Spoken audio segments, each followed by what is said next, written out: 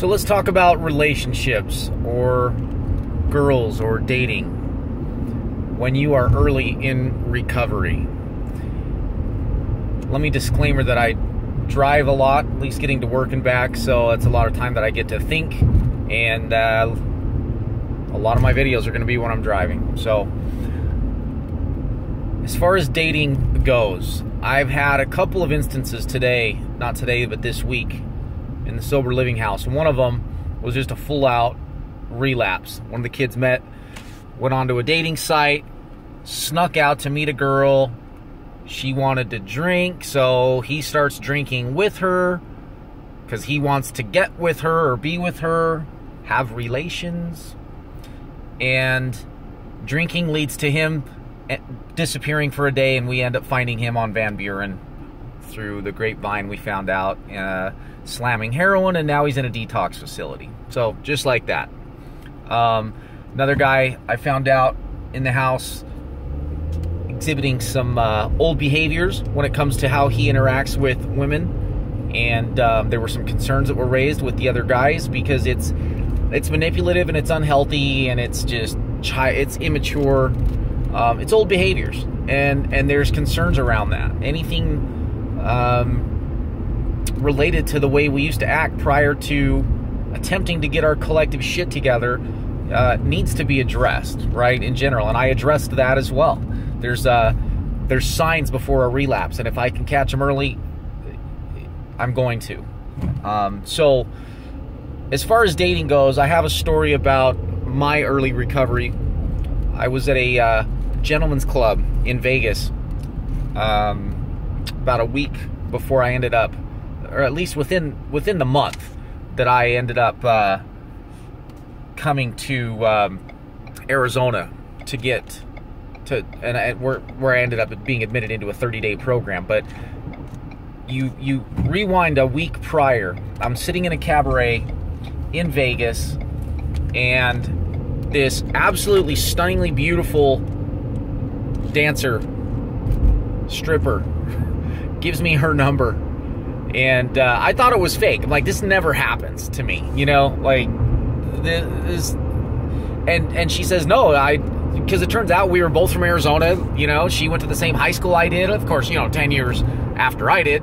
But anyways, this, I'm 30 and this young 20s chick is giving me her number. I'm like taken back by it. She said, if you're ever in Arizona, give me a call.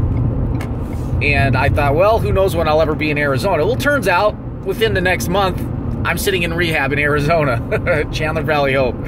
And I'm looking at my phone. I'm looking at this girl's number, remembering what she said. If you're in Arizona, call me. And it's funny because this is how the adversary works. The enemy, religion would call it Satan or the devil, and in recovery we call it the opposition or the adversary or the disease. It's so funny. This is how it works. It's like you get tested, just on cue, out comes this hot stripper giving me her number saying, hey, if you're ever in Arizona. And so I'm sitting in rehab, I'm going through my phone, I'm maybe 2 weeks clean and sober, and I look at this number because companionship would be nice at this point in my life. The drugs, the alcohol, it's all wearing off. Things are waking up, It's in my mind, a good idea to get with a hot girl.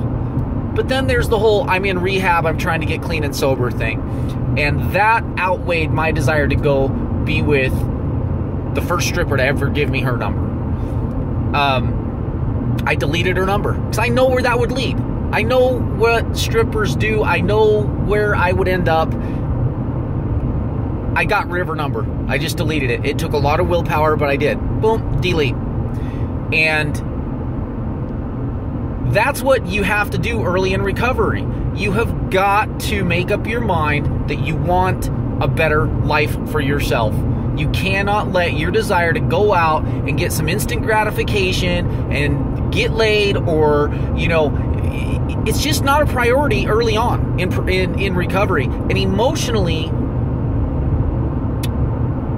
we are trying to mature.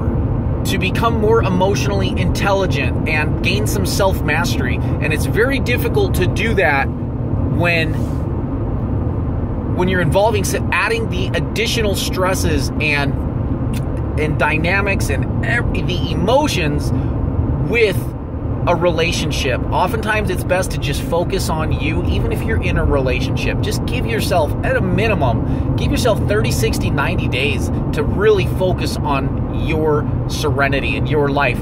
If you are in a toxic relationship, or if you go out and start a new relationship, dating app or whatever,